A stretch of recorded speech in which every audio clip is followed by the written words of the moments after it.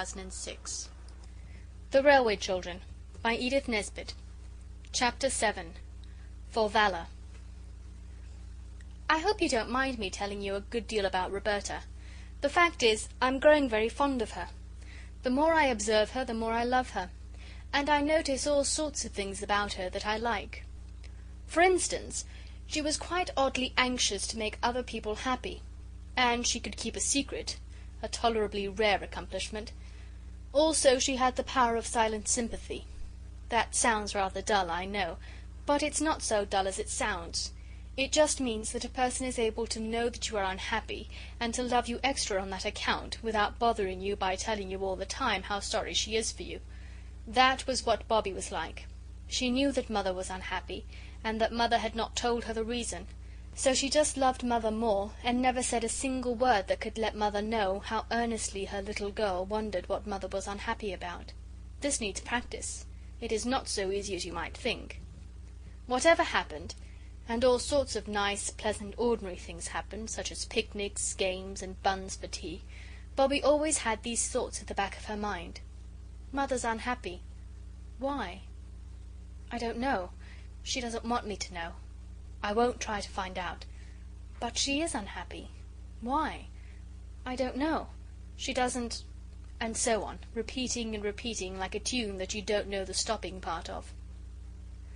The Russian gentleman still took up a good deal of everybody's thoughts.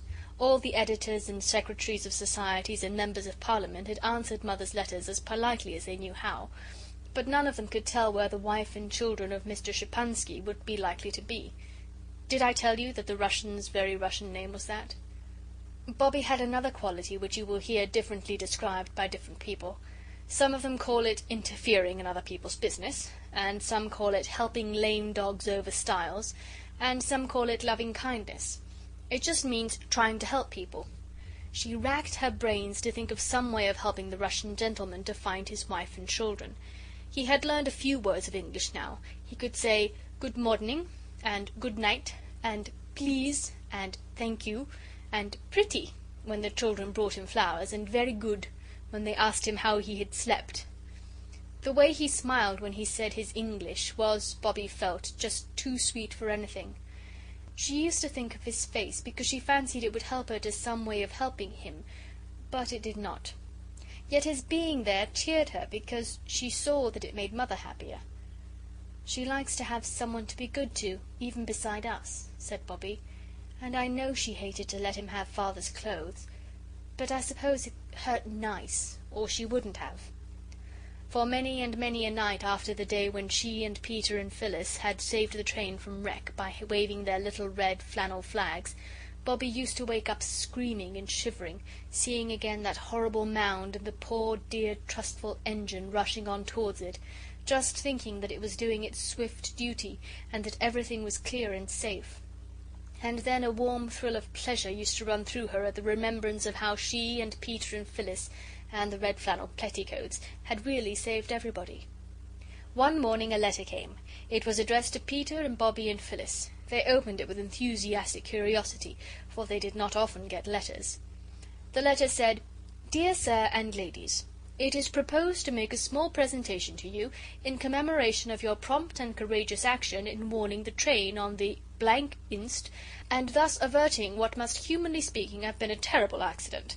The presentation will take place at the station at 3 o'clock on the 30th inst, if this time and place will be convenient to you. Yours faithfully, Jabez Inglewood, Secretary, Great Northern and Southern Railway Company." There had never been a prouder moment in the lives of the three children.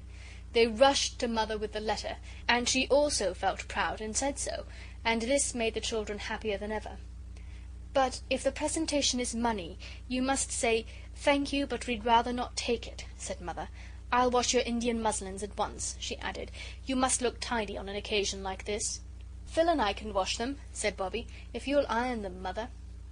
Washing is rather fun. I wonder whether you've ever done it. This particular washing took place in the back kitchen, which had a stone floor and a very big stone sink under its window. "Let's put the bath on the sink," said Phyllis. "Then we can pretend we're out-of-doors washerwoman like Mother saw in France." "But they were washing in the cold river," said Peter, his hands in his pockets, "and not in hot water. "This is a hot river, then," said Phyllis. "Lend a hand with the bath, there's a dear."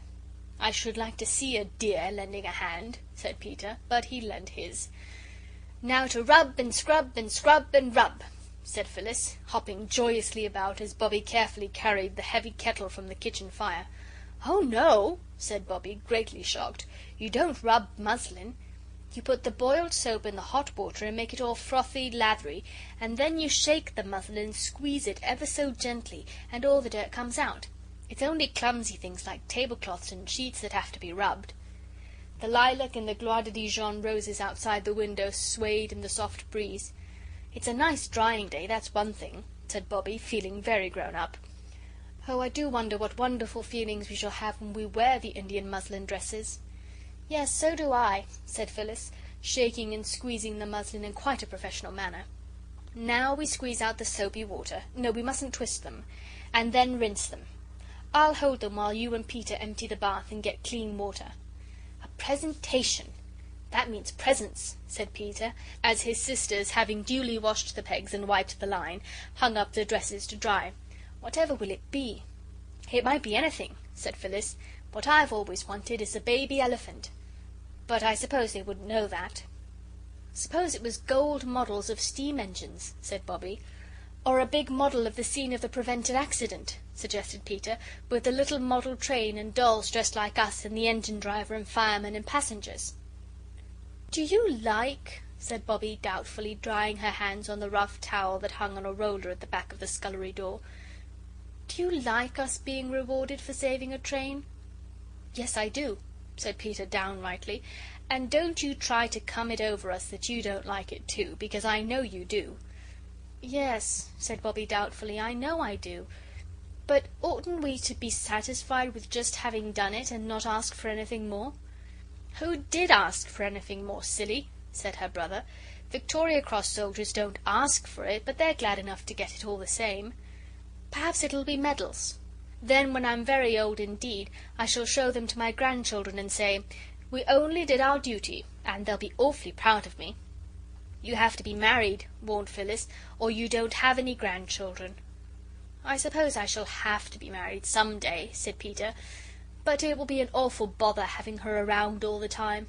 I'd like to marry a lady who had trances and only woke up once or twice a year." "Just to say you were the light of her life and then go to sleep again? Yes, that wouldn't be bad," said Bobbie. "When I get married," said Phyllis, "I shall want him to want me to be awake all the time, so that I can hear him say how nice I am." "I think it would be nice," said Bobbie, "to marry someone very poor, and then you'd do all the work and he'd love you most frightfully, and see the blue wood smoke curling up among the trees from the domestic hearth as he came home from work every night. I say, we've got to answer that letter and say that the time and place will be convenient to us. There's the soap, Peter. We're both as clean. That pink box of writing paper you had on your birthday, Phil." It took some time to arrange what should be said. Mother had gone back to her writing, and several sheets of pink paper with scalloped gilt edges and green four-leaved shamrocks in the corner were spoiled before the three had decided what to say. Then each made a copy and signed it with its own name. The threefold letter ran: "Dear Mr. Jabez Inglewood, thank you very much. We did not want to be rewarded, but only to save the train, but we are glad you think so, and thank you very much. The time and place you say will be quite convenient to us. Thank you very much. Your affectionate little friend." Then came the name, and after it, "P.S. Thank you very much." "Washing is much easier than ironing," said Bobbie, taking the clean, dry dresses off the line. "I do love to see things come clean. Oh, I don't know how we shall wait till it's time to know what presentation they're going to present." When at last, it seemed a very long time after, it was the day, the three children went down to the station at the proper time. And everything that happened was so odd that it seemed like a dream. The station master came out to meet them, in his best clothes, as Peter noticed at once, and led them into the waiting room where once they had played the advertisement game. It looked quite different now. A carpet had been put down, and there were pots of roses on the mantelpiece and on the window ledges. Green branches stuck up like holly and laurel are at Christmas over the framed advertisement of Cook's Tours and the Beauties of Devon and the Paris-Lyons Railway. There were quite a number of people there, besides the porter, 2 or 3 ladies in smart dresses, and quite a crowd of gentlemen in high hats and frock coats, besides everybody who belonged to the station. They recognized several people who had been in the train on the red flannel petticoat day. Best of all, their own old gentleman was there, and his coat and hat and collar seemed more than ever different from anyone else's. He shook hands with them, and then everybody sat down on chairs, and a gentleman in spectacles, they found out afterwards that he was the district superintendent, began quite a long speech, very clever indeed. I'm not going to write the speech down. Firstly, because you would think it dull, and secondly, because it made all the children blush so, and get so hot about the ears, that I am quite anxious to get away from this part of the subject, and thirdly, because the gentleman took so many words to say what he had to say, that I really haven't time to write them down. He said all sorts of nice things about the children's bravery and presence of mind, and when he had done he sat down, and everyone who was there clapped and said, "Hear, hear." And then the old gentleman got up and said things too. It was very like a prize-giving. And then he called the children one by their names, and gave each of them a beautiful gold watch and chain. And inside the watches were engraved, after the name of the watch's new owner, "From the directors of the Northern and Southern Railway, in grateful recognition of the courageous and prompt action which averted an accident on 1905. The watches were the most beautiful you can possibly imagine, and each one had a blue leather case to live in when it was at home. "You must make a speech now, and thank everyone for their kindness," whispered the station master in Peter's ear, and pushed him forward. "Begin, ladies and gentlemen," he added. Each of the children had already said thank you quite properly. "Oh dear," said Peter, but he did not resist the push. "Ladies and gentlemen," he said in a rather husky voice. Then there was a pause, and he heard his heart beating in his throat. "Ladies and gentlemen," he went on with a rush, "it's most awfully good of you, and we shall treasure the watches all our lives, but we really don't deserve it, because what we did wasn't anything really. At least, I mean, it was awfully exciting, and what I mean to say, thank you all very much." The people clapped Peter more than they had done the district superintendent, and then everybody shook hands with them, and as soon as politeness would let them, they got away and tore up the hill to Three Chimneys with their watches in their hands. It was a wonderful day, the kind of day that very seldom happens to anybody, and to most of us not at all. "I did want to talk to the old gentleman about something else," said Bobbie, "but it was so public, like being in church." "What did you want to say?" asked Phyllis. "I'll tell you when I've thought about it more," said Bobbie. So when she had thought a little more, she wrote a letter. "My dearest old gentleman," it said, "I want most awfully to ask you something. If you could get out of the train and go by the next, it would do. I do not want you to give me anything. Mother says we ought not to, and besides, we do not want any things. Only to talk to you about a prisoner and captive. Your loving little friend, Bobbie." She got the station master to give the letter to the old gentleman, and next day she asked Peter and Phyllis to come down to the station with her at the time when the train that brought the old gentleman from town would be passing through. She explained her idea to them, and they approved thoroughly. They had all washed their hands and faces, and brushed their hair, and were looking as tidy as they knew how. But Phyllis, always unlucky, had upset a jug of lemonade down the front of her dress. There was no time to change, and the wind happening to blow from the coal yard, her frock was soon powdered with grey, which stuck to the sticky lemonade stains and made her look, as Peter said, like any little gutter child. It was decided that she should keep behind the others as much as possible. "Perhaps the old gentleman won't notice," said Bobbie. "The aged are often weak in the eyes." There was no sign of weakness, however, in the eyes or in any other part of the old gentleman, as he stepped from the train and looked up and down the platform. The 3 children, now that it came to the point, suddenly felt that rush of deep shyness which makes your ears red and hot, your hands warm and wet, and the tip of your nose pink and shiny. "Oh," said Phyllis, "my heart's thumping like a steam engine, right under my sash too." "Nonsense," said Peter.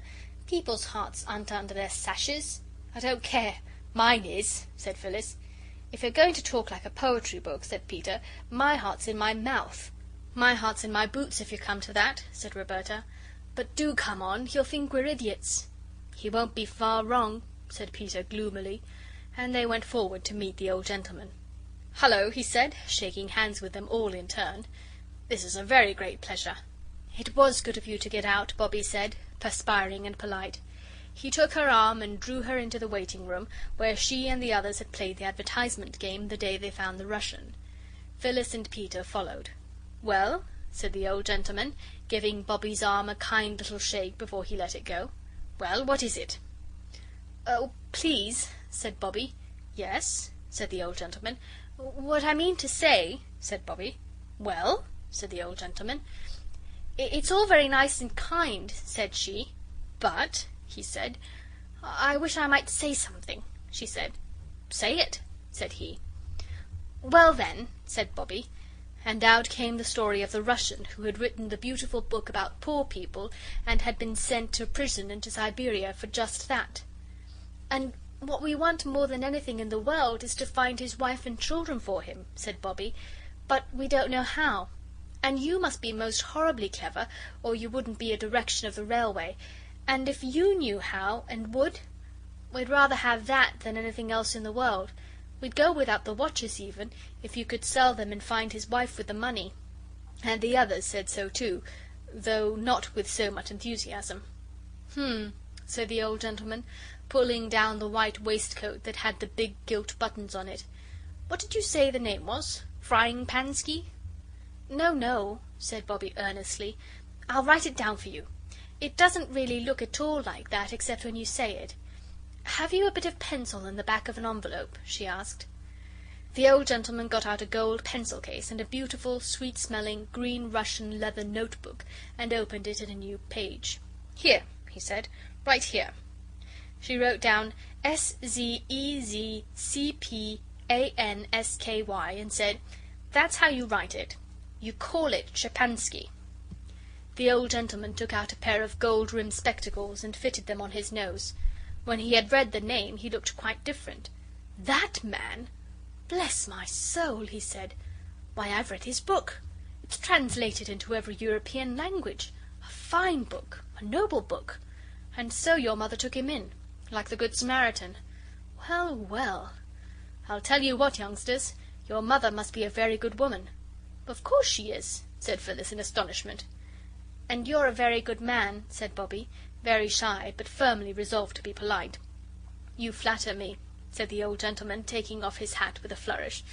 "And now am I to tell you what I think of you?" "Oh, please don't," said Bobbie hastily. "Why?" asked the old gentleman. "I don't exactly know," said Bobbie. "Only if it's horrid, I don't want you to. And if it's nice, I'd rather you didn't." The old gentleman laughed. "Well then," he said, "I'll only just say that I'm very glad you came to me about this. Very glad indeed. And I shouldn't be surprised if I found out something very soon. I know a great many Russians in London, and every Russian knows his name. Now tell me all about yourselves." He turned to the others, but there was only one other, and that was Peter. Phyllis had disappeared. "Tell me all about yourself," said the old gentleman again, and quite naturally Peter was stricken dumb. "All right, we'll have an examination," said the old gentleman. "You two sit on the table, and I'll sit on the bench and ask questions." He did, and out came their names and ages, their father's name and business, how long they had lived at Three Chimneys, and a great deal more. The questions were beginning to turn on a herring and a half for 3 halfpence, and a pound of lead and a pound of feathers, when the door of the waiting room was kicked open by a boot. As the boot entered, everyone could see that its lace was coming undone, and in came Phyllis, very slowly and carefully.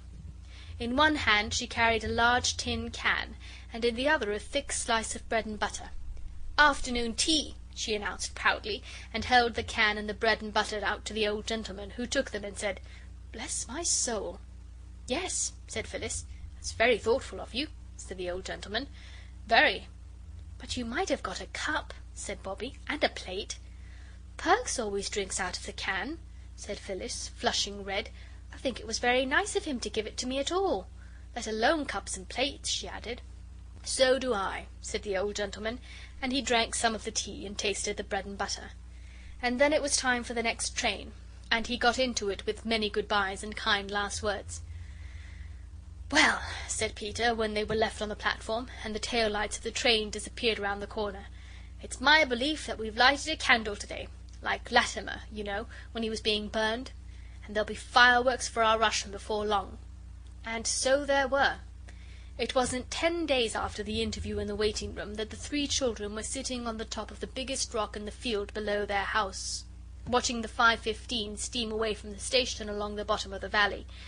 They saw, too, the few people who had got out at the station straggling up the road towards the village, and they saw one person leave the road and open the gate that led across the fields to 3 Chimneys, and to nowhere else. "Who on earth?" said Peter, scrambling down. "Let's go and see," said Phyllis. So they did. And when they got near enough to see who the person was, they saw it was their old gentleman himself, his brass buttons winking in the afternoon sunshine, and his white waistcoat looking whiter than ever against the green of the field. "Hullo!" shouted the children, waving their hands. "Hullo!" shouted the old gentleman, waving his hat. Then the 3 started to run, and when they got to him they hardly had breath left to say, "How do you do?" "Good news," said he. "I found your Russian friend's wife and child, and I couldn't resist the temptation of giving myself the pleasure of telling him." But as he looked at Bobbie's face he felt that he could resist that temptation. "Here," he said to her, "you run on and tell him. The other 2 will show me the way." Bobbie ran, but when she had breathlessly panted out the news to the Russian and Mother sitting in the quiet garden, when Mother's face had lighted up so beautifully, and she had said half a dozen quick French words to the exile, Bobbie wished that she had not carried the news. For the Russian sprang up with a cry that made Bobbie's heart leap and then tremble, a cry of love and longing such as she had never heard. Then he took Mother's hand and kissed it gently and reverently, and he sank down in his chair and covered his face with his hands and sobbed. Bobbie crept away. She did not want to see the others just then. But she was as gay as anybody when the endless French talking was over, when Peter had torn down to the village for buns and cakes, and the girls had got tea ready and taken it out into the garden. The old gentleman was most merry and delightful. He seemed to be able to talk in French and English almost at the same moment, and Mother did nearly as well. It was a delightful time. Mother seemed as if she could not make enough fuss about the old gentleman, and she said yes at once when he asked if he might present some goodies to his little friends. The word was new to the children, but they guessed it meant sweets, for the 3 large pink and green boxes, tied with green ribbon, which he took out of his bag, held unheard-of layers of beautiful chocolates. The Russian's few belongings were packed, and they all saw him off at the station. Then Mother turned to the old gentleman and said, "I don't know how to thank you for everything. It has been a real pleasure to me to see you. But we live very quietly. I am so sorry that I can't ask you to come and see us again." The children thought this very hard. When they had made a friend, and such a friend, they would dearly have liked him to come and see them again. But the old gentleman thought they couldn't tell. He only said, "I consider myself very fortunate, madam, to have been received once at your house." "Ah," said Mother, "I know I must seem surly and ungrateful, but—" "You could never seem anything but a most charming and gracious lady," said the old gentleman, with another of his bows. And as they turned to go up the hill, Bobbie saw her mother's face. "How tired you look, Mummy," she said. "Lean on me." "It's my place to give Mother my arm," said Peter. "I'm the head man of the family when Father's away." Mother took an arm of each. "How awfully nice," said Phyllis, skipping joyfully, "to think of the dear Russian embracing his long-lost wife. The baby must have grown up a lot since he saw it." "Yes," said Mother. "I wonder whether Father will think I've grown," Phyllis went on, skipping still more gaily. "I've grown already, haven't I, Mother?" "Yes," said Mother. "Oh, yes." And Bobbie and Peter felt her hands tighten on their arms. "Poor old Mummy, you are tired," said Peter. Bobbie said, "Come on, Phil, I'll race you to the gate." And she started the race, though she hated doing it. You know why Bobbie did that. Mother only thought that Bobbie was tired of walking slowly. Even mothers, who love you better than anyone else ever will, don't always understand. End of chapter 7.